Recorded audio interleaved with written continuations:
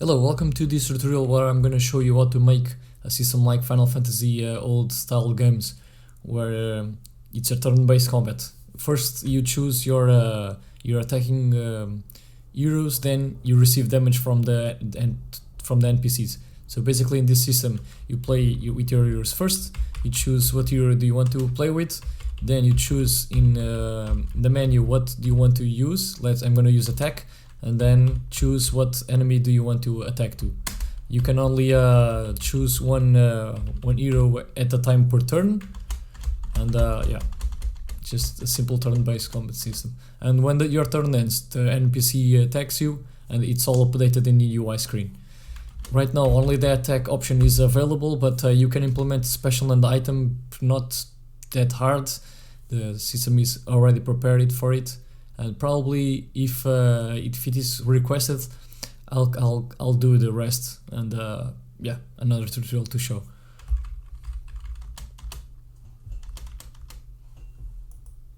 So I'm assuming that you already got your scene. I'm gonna show you my input manager. I got the game object separated from the player, which collects information from your keyboard. So I just made a script that is called input manager. But if you want to have your input attached to your hero or NPC character, you just, instead of creating a game object that is called input manager, just put a script that is called as well input manager on your hero. But I'm gonna show you what I have here. So create a game object that is a script that is called input manager, and as it have it this code. But the most important thing, it's to have some sort of a flag. I'm gonna use an enum. Some people could use a boolean variable, but yeah, I'm using an enum. So I called it controller state, and I have two parameters, move and movable. Then you create a reference to that to this controller state. I called it state. Create have your input movement at the start. Say that the state is equal to movable. If you got a boolean variable, just say that variable is equal to true. We have a function that changes the state of the flag, so we can stop moving when the combat starts. So I just have this function stop player, and when I call it, I say that the state is equal to unmovable, and I will no longer be able to move. After that, create your hero character, your game object, and give it a rigid body 2D, a box collider 2D with a trigger, and another one without a trigger. And gravity scale is 0. So create a script move player and attach it to it. And yeah, so basically really simple. Just reference your input manager. This is, and you can even have the same code that I've showed you in the input manager. You can have it here in the move player. I just choose to have the movement character separated from the input. But if you're doing everything like me, just make it a reference, and yeah, in fix update call move player and create this function move player. Easy. So basically you have something like this working on right now. So yeah, I already got my character NPC, but I'm going to show you right next how to do it. So basically create a game object and call it enemy template, and but before that, create a script that is called NPC object. This is for us to create a scriptable object that is gonna hold a creation of NPC. So basically in this system, we're just gonna create scriptable objects.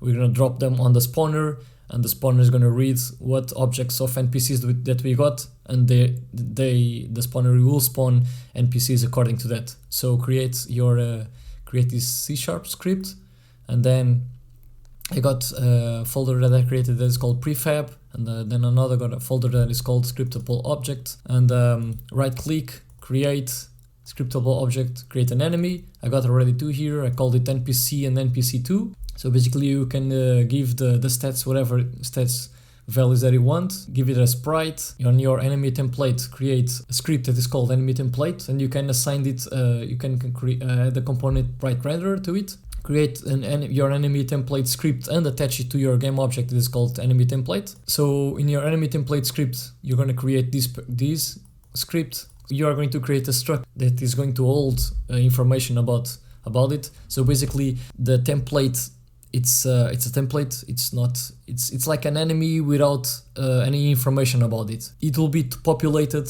when it will be spawned. You can put your enemy template here on your prefab folder and save it as a prefab. Then create another game object that is called enemy spawn. Attach it to it a sprite renderer, a box collider, and a rigid body 2D.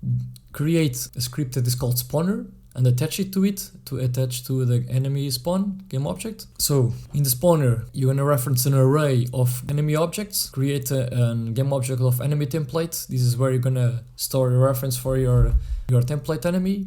Another array of spawn locations, a sprite renderer. This is to reference the own renderer of the enemy spawn, so that the enemy spawn can have the symbol of, or at least the same sprite that of the enemies that is going to spawn, so that is better visible on map. So at the start, reference your renderer.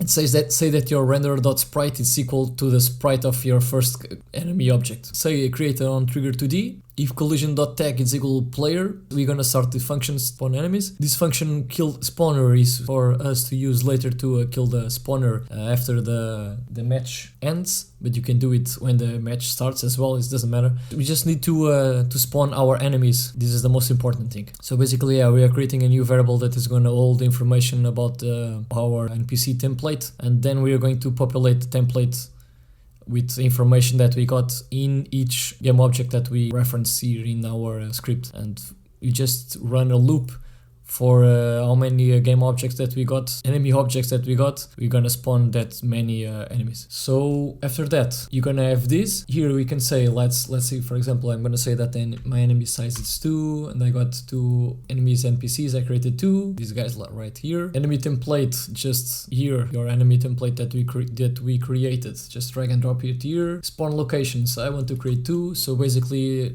right click on your enemy spawn game object and create empty. I already got one here, but I'm going to create another one. So if you want to copy, just Control D. And one thing that is good to have more visibility what's going on, just come here to your game objects, and on the top right corner you got this little box here. Just I'm gonna select, can be this symbol, and for our spawn points I'm going to select this guy as well. And attention, because the spawn points, because I copied it, so they are in the same spot.